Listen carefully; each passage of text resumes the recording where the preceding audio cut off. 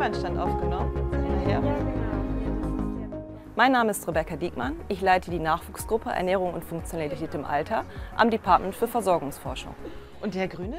Was einen motiviert, ist, dass die Gesundheitsversorgung ja tatsächlich so ein bisschen an so einem wackeligen Punkt ist gerade und ich schon die Chance sehe, dass mit dem, was wir so tun, dass das zukunftsträchtig ist. Also direkt hier einmal in die Hand, den Arm hier ablegen. Kraft ist eine wichtige Komponente, um den Alltag einfach zu gestalten. Und eine andere ganz wichtige Komponente, gerade bei älteren Menschen, ist das Gleichgewicht. Das heißt, diese Übungen, die richten sich alle auf diese verschiedenen Komponenten aus.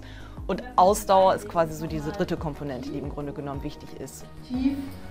Und wir versuchen eben alle diese Komponenten sowohl in diese Mess- und Trainingsstation als auch mit Hilfe dieser App und Anweisungen sozusagen, wie man den Alltag gestalten kann, miteinander zu kombinieren und eben auf alle Komponenten gleichermaßen einzugehen. Ich sag mal, Apps, die nicht unbedingt mit Senioren entwickelt wurden, sind relativ kompliziert und nicht so übersichtlich. Und hier gibt es tatsächlich nicht so viel Tiefe. Man muss immer wieder gut zurückfinden.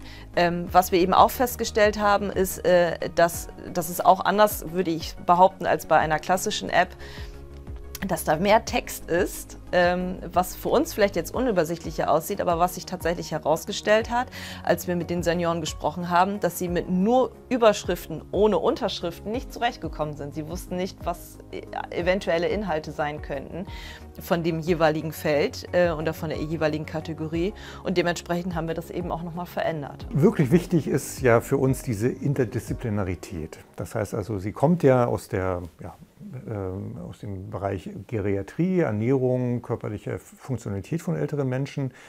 Für die Versorgungsforschung ist uns ja wichtiger nicht so sehr der klinische Blick, den sie vorher hatte, sondern die Frage auf die Versorgungsstrukturen, auch in der Häuslichkeit, auch im Pflegeheim. Und dann aus meiner Sicht natürlich auch gerade das i-Tüpfelchen ist ja die Frage, wie können wir Technik oder Assistenzsysteme in diesem Kontext einsetzen. Und um das zu beherrschen, braucht man tatsächlich ja diesen Blick über die Fächergrenzen, den Blick auf die Potenziale der einzelnen Möglichkeiten, den Mix der Methoden, die dazu gehört. Alles das ist etwas, was sie sehr schön und sehr, sehr gut einfach repräsentiert. Mit dieser BMBF-geförderten Nachwuchsgruppe haben wir eben jetzt die Möglichkeit, das noch über einen längeren Zeitraum auszuprobieren, um dann tatsächlich auch zu gucken, ob es auch einen positiven Effekt gibt zu der Versorgung, so wie sie bisher stattgefunden hat.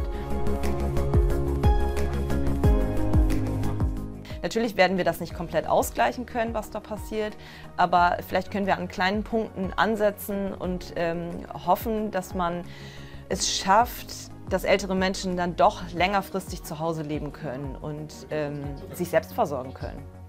Und das wird immer wichtiger werden in den nächsten Jahren. Also deswegen sehe ich unsere Forschung da einfach als unglaublich wichtig an und das macht Spaß.